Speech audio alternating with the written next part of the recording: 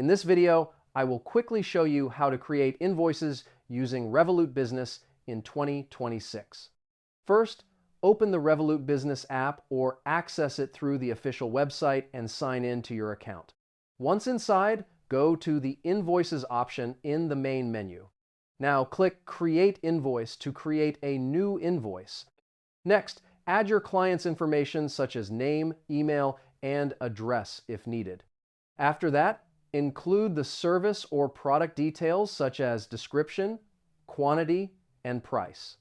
Revolut allows you to add multiple items in the same invoice, making organization easier. Now choose the currency, due date, and other important payment details. You can also add custom notes or payment terms. After reviewing all the information, click Send Invoice to send the invoice directly to your client by email. The client will be able to pay using the available payment methods depending on your account setup. You can track the invoice status directly inside the Revolut Business dashboard. And that's it! Now you know how to create invoices in Revolut Business easily. Save this video so you can check it later if needed.